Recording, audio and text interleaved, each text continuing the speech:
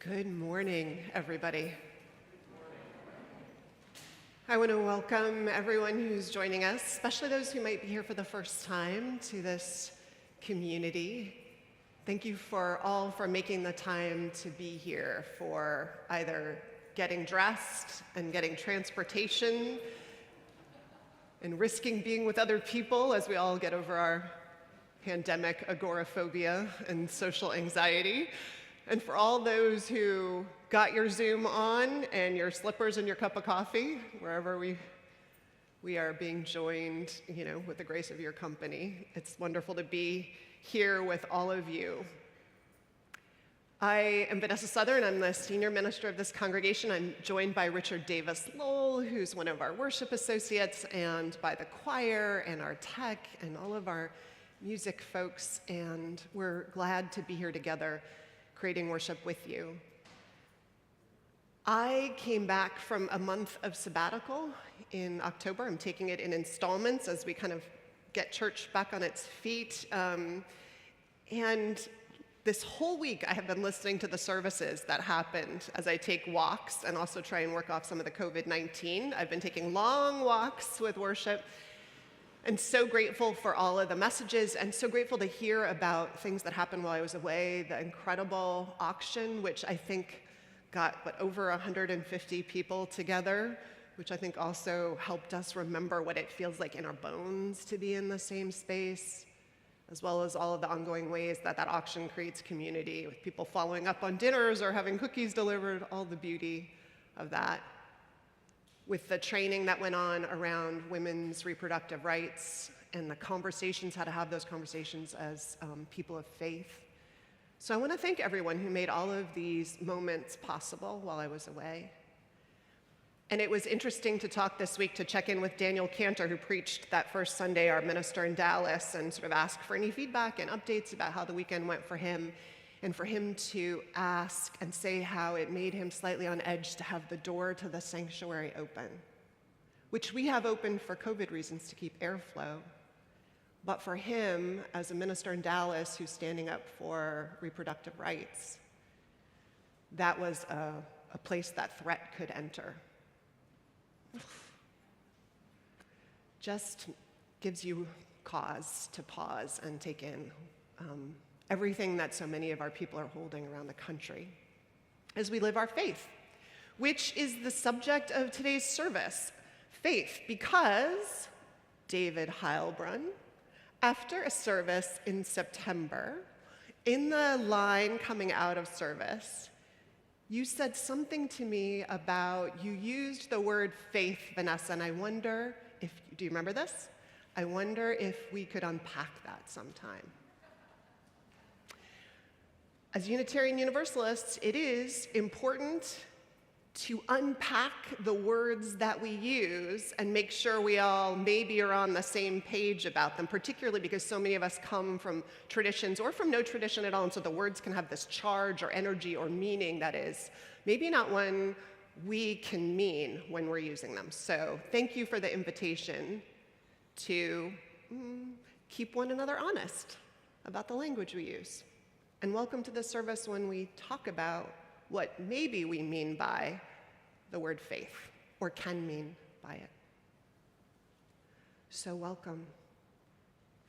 I would invite us all to say together the words of our chalice lighting. This chalice is a symbol, relatively modern symbol of Unitarian Universalism, and we light it each week, as many Unitarian Universalist communities do around the world. So let's say those words. They're printed in your order of service. We light this chalice for the light of truth, the warmth of love, and the fire of commitment. We light this symbol of our faith as we gather together. Let's sing together our opening hymn of the morning. It is in your gray hymnal, number 40, Morning Hangs a Signal. I invite you to rise as you are able and willing, in body and certainly in spirit, as we sing it together.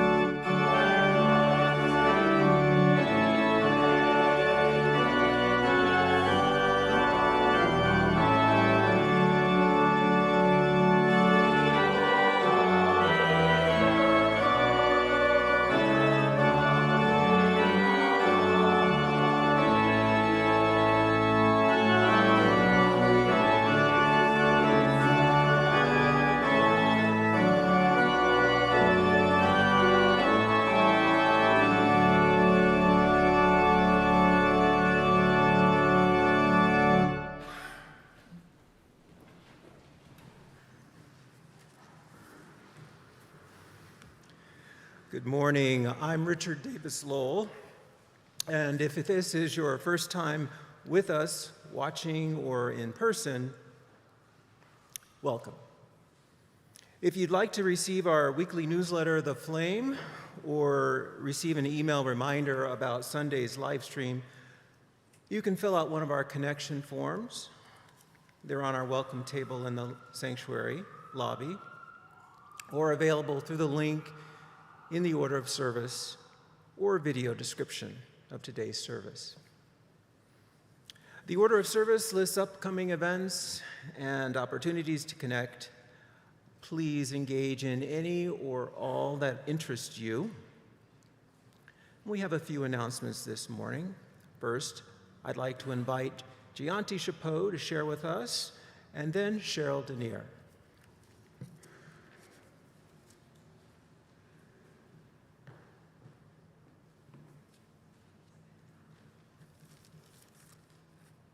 Good morning, everyone. I have now had the pleasure of being a member here at UUSF for the last 5 years. Thank you. I am the chair of the Journey to Wholeness Racial Justice Select Committee. And as my husband, Joe Chapot, and I begin to build our family, we are committed to a world that works for everybody. And that includes you, our community here at UUSF. I am passionate about my personal journey in being an ally in race relations and interrupting racism. As an ally, I said yes to the 8th principle, and I am taking the actions to have beloved community thrive now and into the future for myself, for you, and the world. For those of you who may be asking, what is the 8th principle? We, the member congregations of the Unitarian Universalist Association, covenant to affirm and promote journeying towards spiritual wholeness by working to build a diverse, multicultural, beloved community by our actions that accountably dismantle racism and other oppressions in ourselves and in our institutions. This was created by Bruce Pollock Johnson and Dr. Paula Cola-Jones back in 2013. UUSF voted on adopting the 8th principle back in June of 2021. We said yes to standing for beloved community. We are on the cutting edge, and we're one of the first 50 congregations to adopt the 8th principle. Now, there are over 214 congregations and 23 UU organizations that have adopted it. Journey to Wholeness Racial Justice Select Committee brings to you a virtual workshop just for our congregation to continue our work of building a culture of inclusion, of which it's designed to support us to put into the action our commitment that we made back in June of 2021 to the work of anti-racism. I invite you to register for this one-time event that starts next weekend, or this coming weekend, Friday, November 18th, from 6 to 8 p.m. In addition to that, there's more sessions on Saturday, November 19th, from 10 a.m. to 3 p.m., which are, and with a 1-hour break in the middle. This is a Zoom occasion. Sessions are designed as a whole, and I encourage you to attend all sessions. If you're unable to attend or are just zoomed out, we have started a list for folks to start up a study group. Please come visit me in the gallery at the end of today's session to register, ask questions, or get more information. Thank you very much.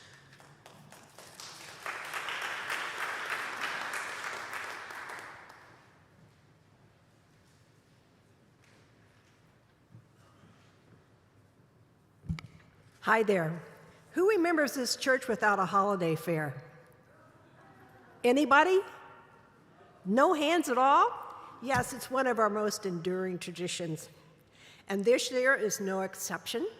Holiday fair will be on the 4th of December. When will holiday fair be? 4th of December, right. And we're looking for vendors, so if you're artsy or craftsy or anything and have something you'd like to make into presents for people, please sign up for vendors. If you'd like to volunteer and be part of the action, please sign up to be a cook or a server or help us clean up or set up, because the holiday fair is coming to you on December 4th. Thank you very much.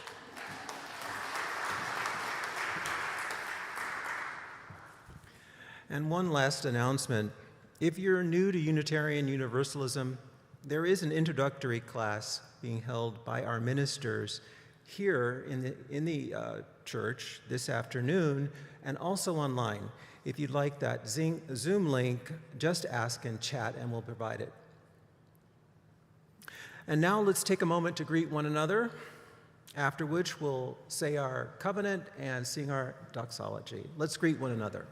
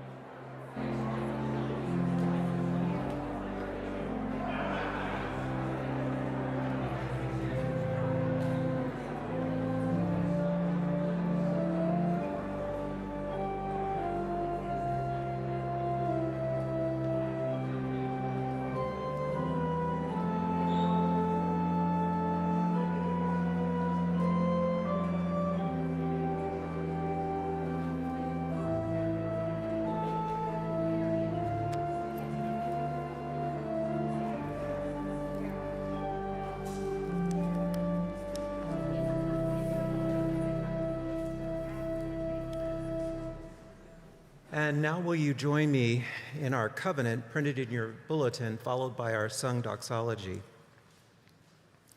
Love is the spirit of this church, and service is its prayer. This is our great covenant, to dwell together in peace, to seek the truth in freedom, and to help one another.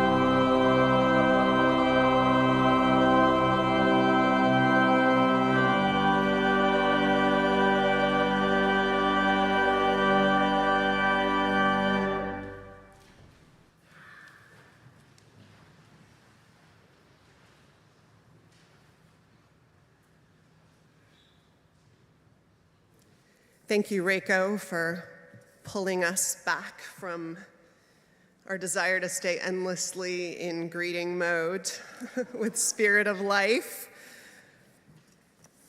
Indeed, Spirit of Life.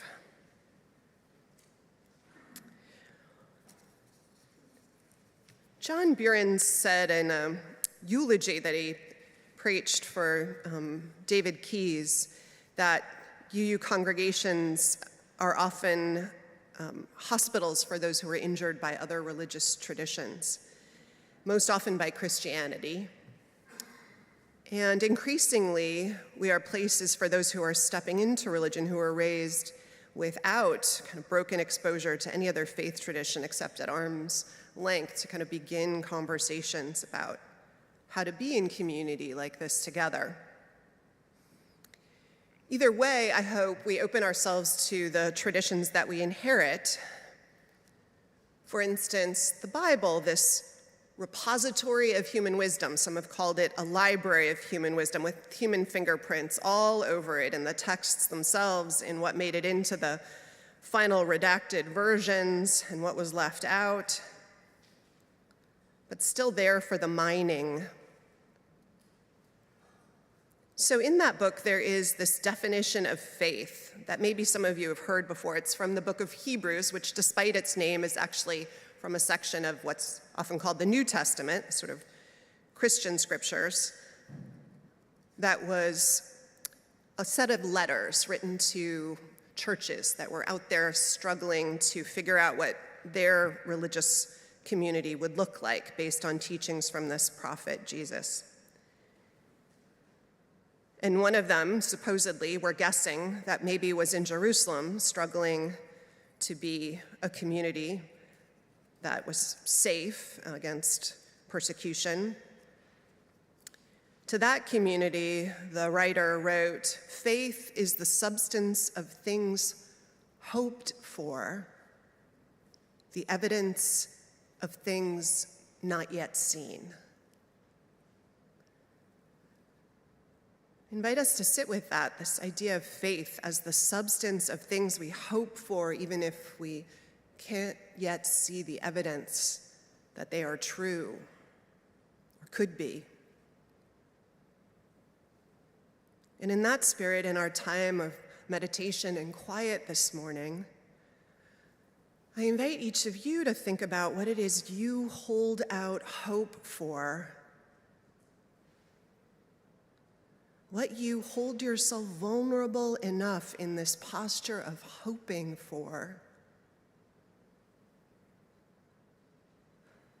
when there is as yet little or no evidence that it might be so someday. So I invite us into shared silence, a time to sit present to ourselves, open to the voice still and small within, and sit with hope.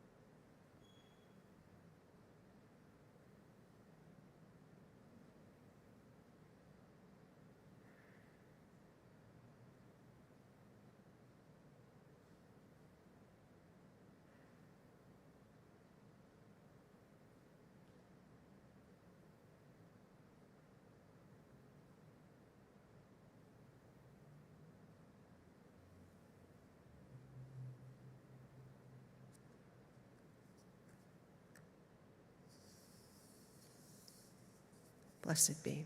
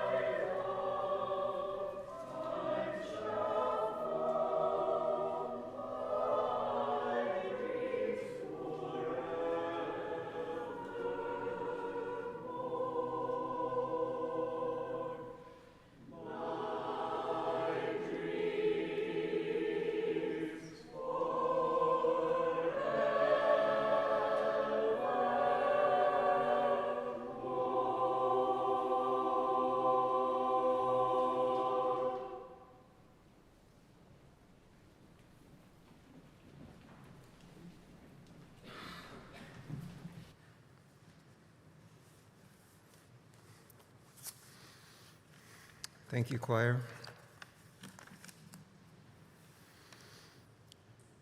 I'm grabbing for memories, my first memories of faith, so long ago that when I reach for them, those memories materialize like those old, slightly out of focus Polaroids with their thin white frames and a few creases. It was around 1962, a time of easy bake ovens, of Barbie dolls with legs that don't bend, of ragdoll puppies that went to bed with us. 4 children under 5, 1 set of twins, my sister and me, the oldest. But there I am in those black and white photos, bundled up, playing outside with my brothers and sisters, thick hat on, snow piled up on the street. It was probably May. There's snow on the ground in Grand Forks, North Dakota in May. It snows a lot there.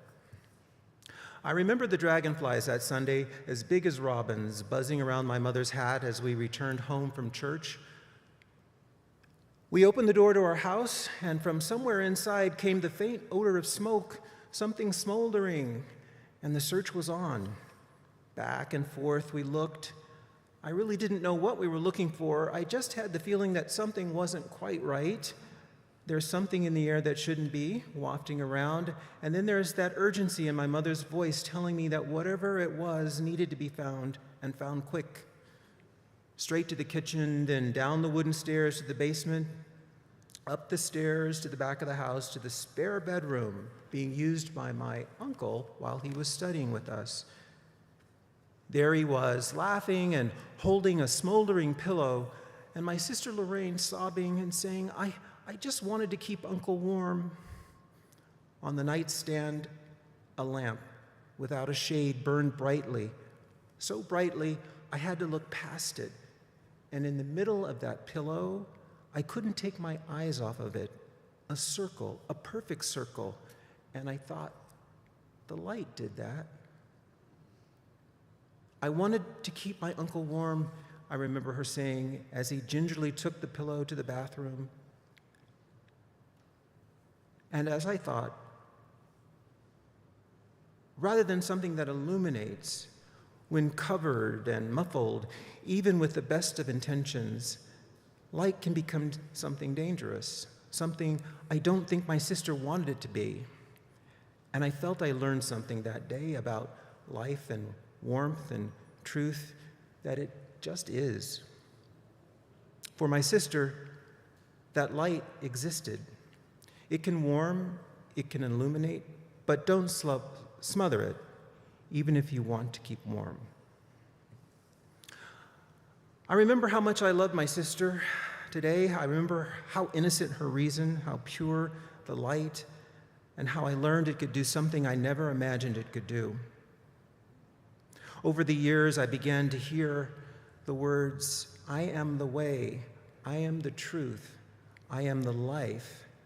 But what I heard instead was, I am the light. And I truly came to believe that light meant life, and that life lives inside of me and everyone else. I am the way, I am the truth, I am the light, I would hear over and over again.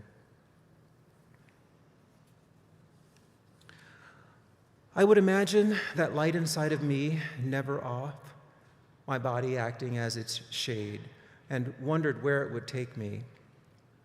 I've held on to that light and remembered that lamp through storms and gales and winds that have blown mightily. Sometimes I've tried to put a pillow over that, but eventually I begin to smell smoke, and it says to me, I'm here. I must do what I'm here to do, to illuminate. Know that I will smolder but never die out, and know that to deny my presence and your own essence is to invite consequences you are free to explore. Still, I am the light of truth, it tells me, and I will be there. Here it is, the cry went out, and there it was. In my eyes, something full of power and peril, of illumination that cannot be contained, that can be covered, but will smolder gently, yet firmly, becoming something other than what my dear sister wanted it to be. Over the years and in many ways, that light burns within me. Maybe not brighter, but no dimmer than when I first noticed it.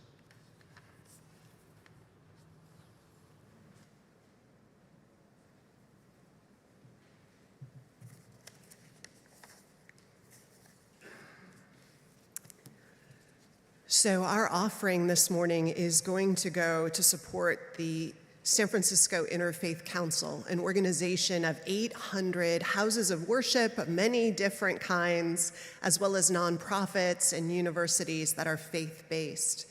That organization has its big gathering every Thanksgiving, and it will have that in a service that will happen the week after next at St. Mark's Lutheran Church, just next door to us.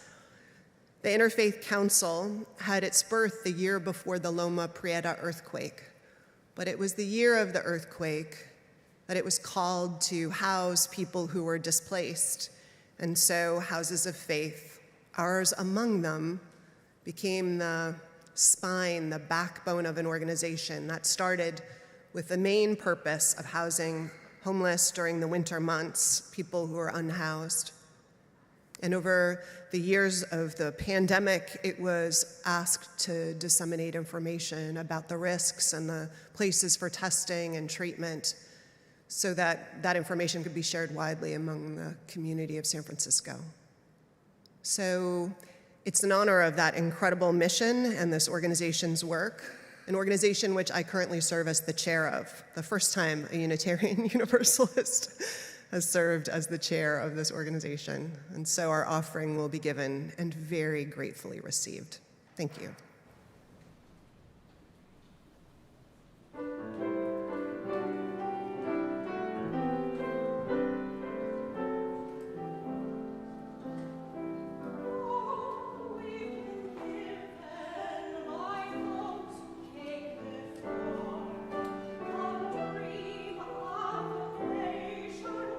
Freedom would endure, a work and print of centuries.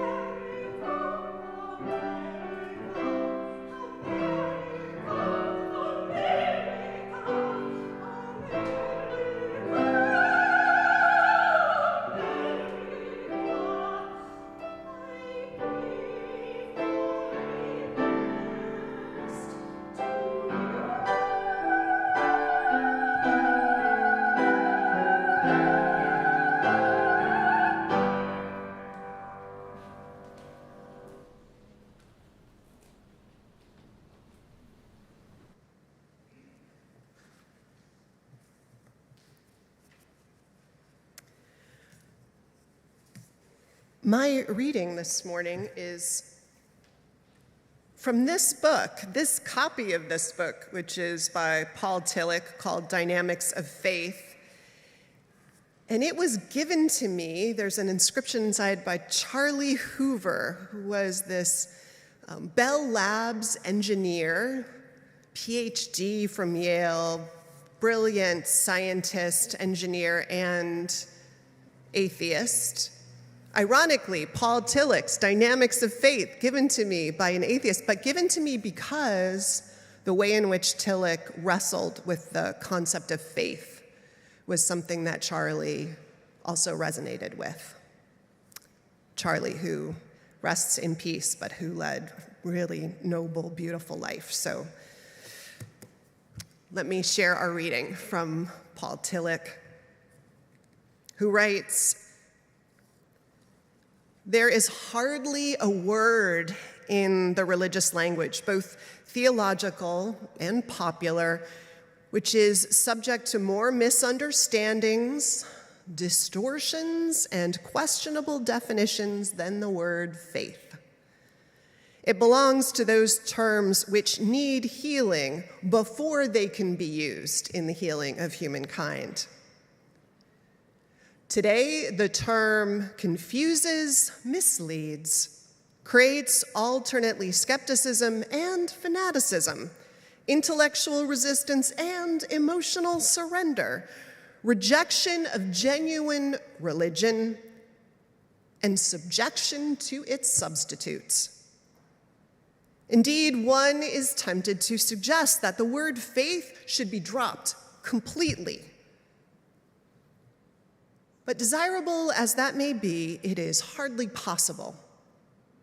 A powerful tradition protects it, and there is as yet no substitute expressing the reality to which the term faith points.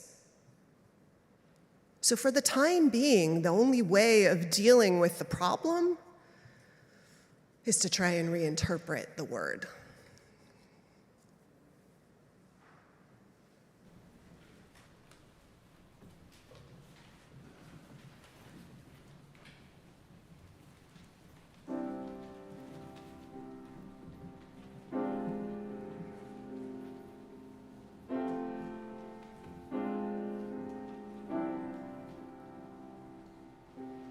Just one person believes in you.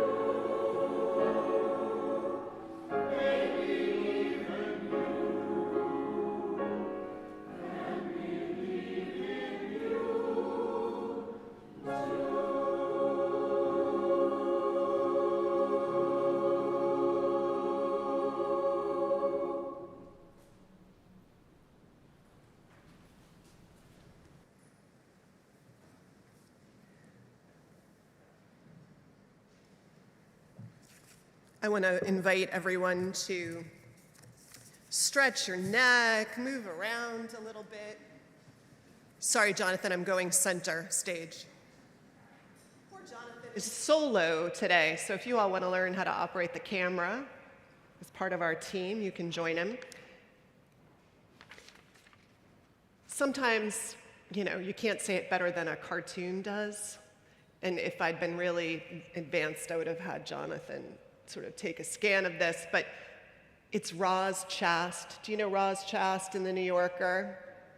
Jonathan, if I don't move, if I just hold steady, can you get that? Anyway, it's 4 people sitting on a couch, and it says, the faith-based family.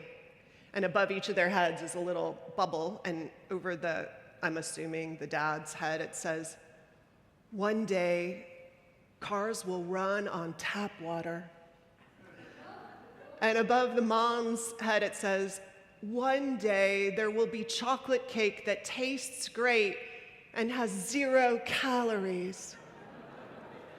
And then above, I think the older daughter's head, it says, one day school won't exist. You'll just, what does that say? Swallow a pill and voila.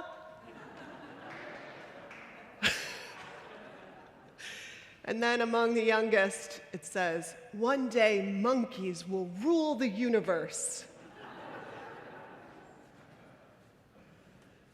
Faith.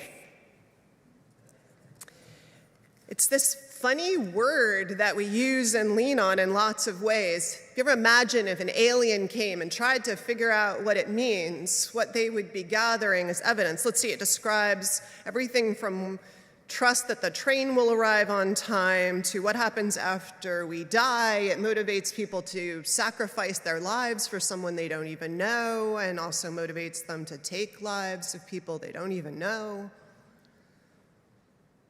As Paul Tillich said in our reading this morning, the easy thing to do would just be to toss this word out, given how strange and how contaminated it is and how we use it, but that would leave us without a word for something that we need a way to point toward so we can talk about it, this significant thing it points at. So our alternative is to reinterpret it. In Tillich's attempt to do just that, he came to see and describe faith as that which pointed toward our ultimate concern, he called it. What he meant by that was that each of us had something that we ordered our lives around, that we aimed our actions toward, and our choices and our self toward. It might be that this ultimate concern is something that we have actually never formally articulated or reflected on, but that doesn't deny, he thinks, that it's there, ordering our lives just the same. And for some of us, that ultimate concern might be something like the notion of the kingdom of God as we were taught it as a child or came to imagine it in our own religious imaginings. But it might also be as simple as the necessity to care for and protect the ones we love. And it might also be something as relatively simple and superficial as material or professional success. Whatever that thing is, that orders our choices and our personality, that for Tillich is our faith. That is the reality hoped for, sometimes despite the evidence that it can be achieved. So it's important that we have a word to talk about this thing because operationally, existentially, it's important. Richard Davis-Lowell offered us a great metaphor this morning for faith in his reflection, in the story of his sister and that lamp, the one she put under her uncle's pillow with the best of intents to keep his bed warm because she loved him so much, the one that almost started a fire. As Richard pointed out with that metaphor, faith is this double-edged sword, is the phrase I would use. It can warm and it can burn. It can be a light that shows us a way through the dark nights, and it can be hidden under the proverbial bush or pillow where it cannot do what it is meant to. And used wrongly, even with the best of intents, by the wielders of it, it can burn down the house.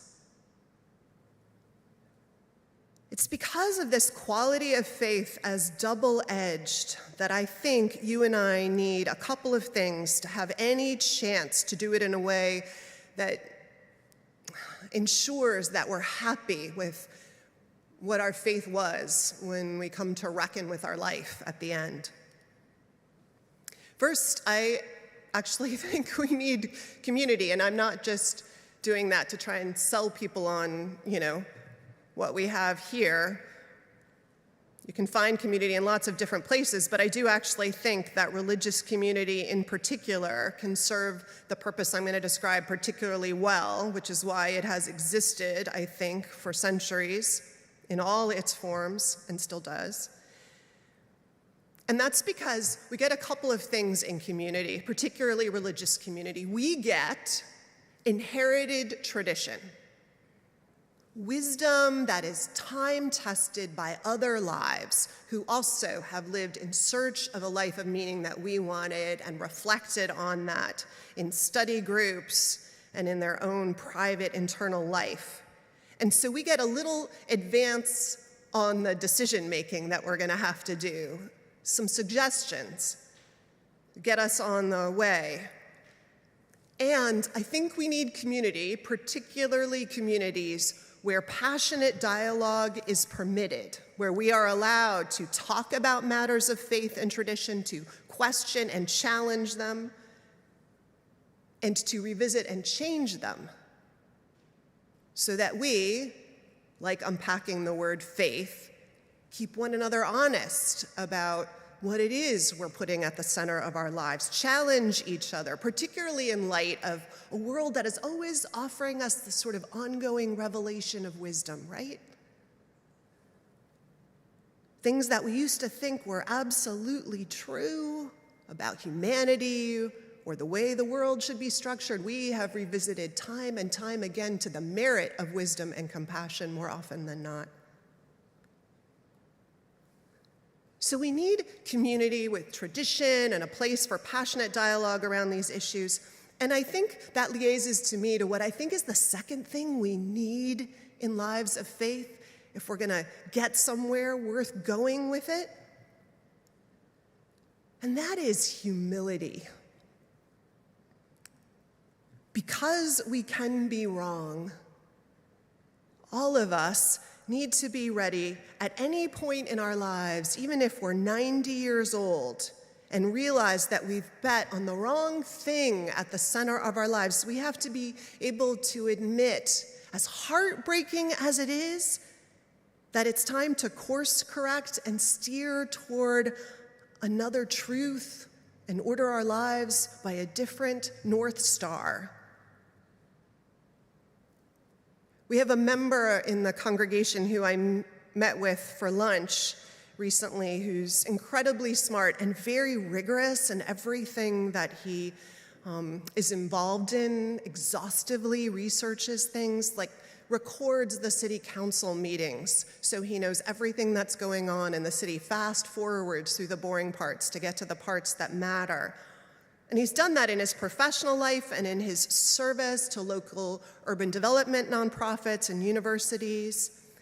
And a lot of what he thinks is true has been right, which is why he was successful in very clear and verifiable ways in his life. But it surprised me, but it shouldn't have, when he said in the course of this lunch that he goes into every conversation, no matter how much he has researched what is on the agenda for the day, which is up for decision, he comes in holding out the possibility that he might be wrong. I listen, he said, for how I might be wrong. if that's true in decisions about how the city council runs or your business does or what investments you might make, it's even more true for what we're talking about. Humility is vital to faith, to anything ultimate, because the stakes are so high if we get it wrong, when we get it wrong.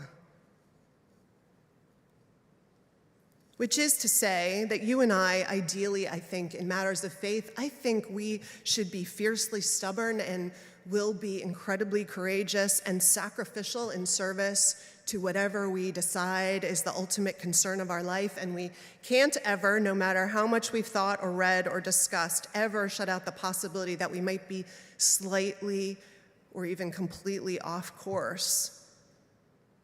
Because it's not faith, actually, that you and I want to throw out of our vocabularies some days. It's bad faith. It's false faith, which Tillich would say or describe as a faith that puts temporal, superficial, self-serving things at the center, things that are unworthy of the urge toward life, like financial success over the health of a marriage and the nurture of relationships, or nationalistic pride over the easy sacrifice of your citizens, the way we see Putin doing right now in that war. We have to be careful what we put our faith in. Which brings me to the cover of our order of service this morning. This week, Jonathan offered me a few choices of images. You know, important what image you choose. And most of them I understood right away looking at them, but this one was like, what's this one, Jonathan? And he said, well, look, there's this store, Vanessa, and there's this bicycle that's left outside, and it's unlocked. Isn't that an act of faith? And it is, and it resonated with me more than I think he realized when he shared it. And maybe some of you are in this place that I have been in right now, or this past week especially. It resonated because this unlocked bicycle that he put on the cover, it speaks to a faith in humankind, right? And their honesty and their goodness. It reminded me, of course, of all the small ways that we risk on whatever is our faith, the way we live daily with it, the mundane effects it can have, not just the big ones. And what Jonathan didn't know is that I have been stuck lately, and I really in a kind of despair, I would say, about the human race. Has anyone been despairing about the human race lately? You can raise your hand.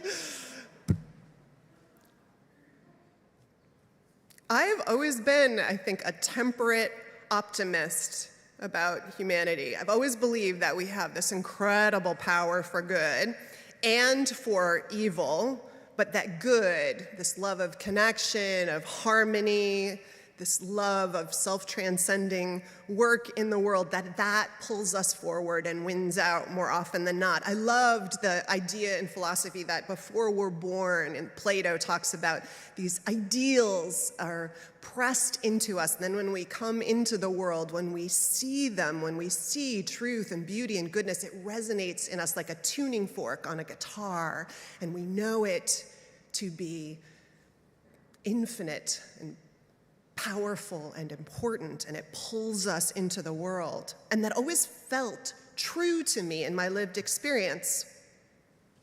And I have bet on that. As Unitarian Universalists, I think many of us have bet on that. I think it's part of what draws us here together. And we can do that because we believe that there is a God in whose image we are made, and so that is true of us, or because cooperative pro-social behavior is selected over billions of years, because It is the better way for all of us to survive and thrive, and evolution made us that way. We can believe that for a lot of different reasons, but I think it's one thing that unites us as Unitarian Universalists across all the differences in our belief systems that exist among us. The moral arc of the universe is long, but it bends toward justice, Theodore Parker said, and we repeat. And that's not something that we say and believe as we say it because we think rainbows of justice are pulled magnetically to Earth by gravity. When we say that, what we actually mean, what's behind that, the faith commitment that is behind that, is that we believe that over time, more arms will be reaching up, determined to pull justice down toward Earth than the arms that push it back toward chaos and despair and evil. We trust humanity even when there is no evidence in front of us. And that commitment, that faith, has been so central to every decision I've made. It's why I became a minister. But I have been doubting it lately, and that has felt really scary. And maybe it has felt scary for those of you who have been doubting it too. So maybe I just speak to you right now. Because I also need to name that, and I'm going to try not to cry, and you don't have to take care of me. I am great, actually. Because then this week came. And so many of you were out at polling places and making phone calls, and so many of you sent letters. How many letters did we send out from this congregation? Over 6,000? 6,017. And people were doing it all over, but you were doing it. And my daughter, who's a first-time voter, called to ask if I was getting texts from people who said they were neighbors asking if I had voted yet. And I said I hadn't, and she said, well, I'm getting constant texts from people. People trying to get the youth vote out and not telling her what to vote, trusting her to vote, but urging her to do so. And then Tuesday night and Wednesday, the results started to pour in and solidify, and it seems like people around the country voted against their party affiliations if those party affiliations would have meant supporting candidates who'd been at the Capitol trying to overthrow our government by violent means. The government, Kate, that you spoke about, the America that at its best, its promises, we are willing to sacrifice ourselves for. And others voted against divisive candidates, splitting their tickets out of a desire for a better way forward than divisiveness, even with inflation, even with the fears of the world and war and gas prices through the roof and so much that could make you close in and get ugly. And that made me feel hopeful, really hopeful. And then by luck or grace or both, on Wednesday night, I went to a fundraiser for the Wikimedia Foundation in the heart of Silicon Valley. And this, too, is going to be a source of hope. Just wait. We went to support the wonderful social entrepreneur, Mariana Iskander, an Egyptian-born Coptic Christian American who's done amazing work with a South African nonprofit that worked with youth empowerment, and then she was the COO of Planned Parenthood, and then she joined Wikipedia, the nonprofit online encyclopedia, which the foundation supports because she was drawn to their work, and she's a person I've had the luck to get to know a little bit, and she's wonderful. And do you know, for instance, that Wikipedia has 232 languages, knowledge, and articles in 232 languages? Do you know that right now they're working with communities who are based out of the oral tradition to try and figure out how to capture that wisdom and truth so it's preserved? It's amazing work, like this Library of Alexandria online. Anyway, Jimmy Wales, one of the founders, was there, and at one point he talked about trust. He said, we're being taught to underestimate the ability to trust one another. But he said, if you think about it, in a room of 1,000 people, 990 of them are good folks. And 9 of them are pains in the butt. And 1 of them might actually be malicious. But those are fantastic odds. And we bet our lives on that trust if we think about it. And Wikipedia bets its whole existence on people willing to get in rooms and argue about things that are incredibly important to them and find some way to present a balanced article. And they do it, many of them, most of them, for no pay at all, just to share knowledge and build understanding. And the whole thing is bet on trust, on faith in humankind if you build the structures and the platforms.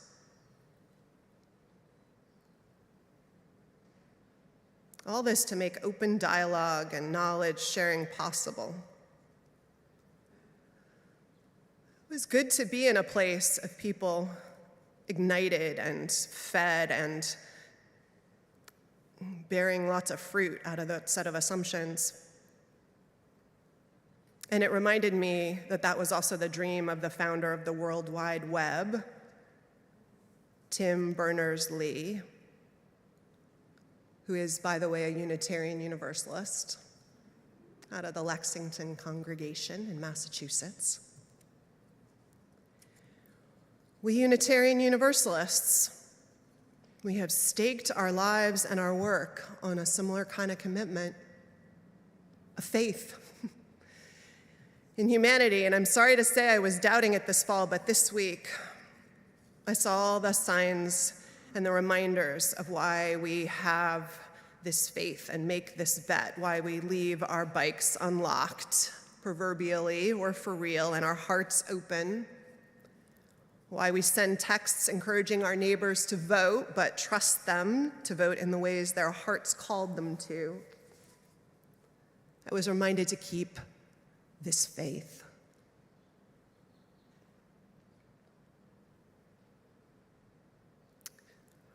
And to go back to rowing hard for the shores of our hopes. So, my friends, may we keep alive the language that allows us to stay in some of the most important conversations we can have. Stay humble even about what is ultimate for us, no matter how much we have researched and thought about it, just in case we're wrong. And keep the faith that keeps us reaching up to bend the moral arc of the universe toward our dreams and hopes for everything our faith has bet our lives on. So may it be. And amen. Let's sing an old hymn about faith and the journey together. Hymn number 114 in your gray hymnal, Forward Through the Ages.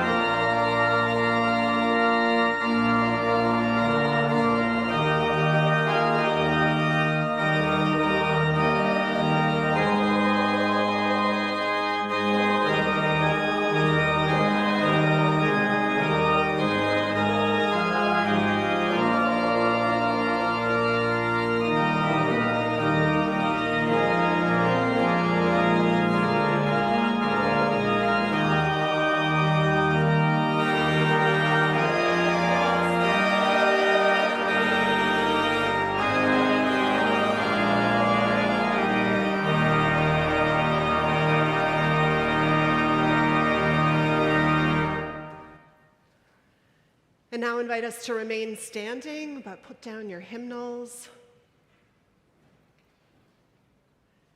And now, in our comings and our goings, may the light of love shine upon us. Out from within us, be gracious unto us and grant us peace. For this is the day we are given. So let us rejoice and be glad in it. Amen.